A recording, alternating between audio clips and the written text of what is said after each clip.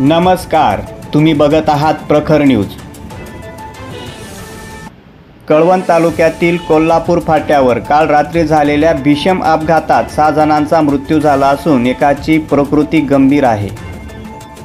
नाशिक येथील नातेवाईकांचा लग्न समारंभ सोहळा संपून घरी निघालेल्या भदान व मेतकर कुटुंबियांची कार थेट एका बंगल्यावरती आदळली आणि ह्या भीषण अपघातामध्ये ह्या कुटुंबातील 6 जणांचा मृत्यू झाला असून एक जण गंभीर जखमी झाला आहे। या अपघातामध्ये शैला भदान, सरला भदान, चालक खादिल पठाण, माधवी मेतकर आणि तिची 8 वर्षाची मुलगी त्रिवेणी मेतकर तसेच उत्कर्ष मेतकर यांचा या अपघातात दुर्दैवी मृत्यू झाला असून भालचंद्र भदान हे मात्र गंभीर जखमी असून यांच्यावर नाशिक येथे रुग्णालयात उपचार सुरू आहेत। प्रखर न्यूजसाठी कळवणहून दीपक बागुल।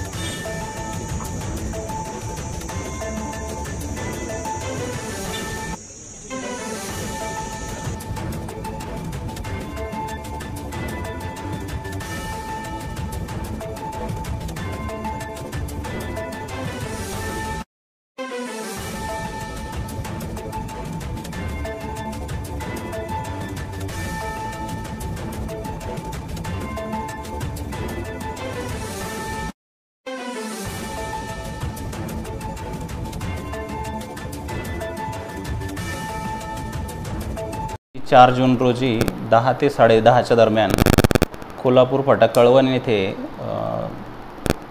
खाजगी कारचा ॲक्सिडेंट होऊन झाल्याची बातमी कळताच आपल्याकडे स्थानिक लोकांनी 6 ते 7 लोकांना घेऊन आलेले होते, पेशंट घेऊन आले होते। त्यापैकी 5 प्रवासी हे जागीच मृत झाल्याचे इथं प्रथमदर्शनी तपासात चेकअप केल्यानंतर आढळले।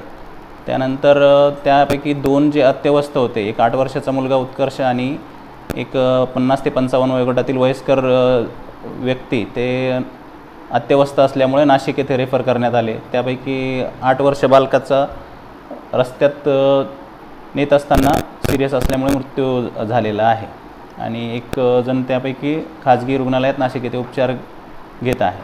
तर याच्यातील बहुतेक जणांना छातीला, पोटाला मार लागलेला असल्यामुळे आणि डोक्याला मार लागलेला, गंभीर स्वरूपाचा मार लागलेला असल्यामुळे मृत्यू झालेला आहे। कदाचित वाहनाचा वेग जास्त असल्यामुळे हा अपघात घडला असावा याची शक्यता आहे। गाडी किती वाजता आली होती आणि कसा प्रकार घडलेला आहे पाहिला इथे? गाडी नाशिककडनं 10:15 वाजता आली।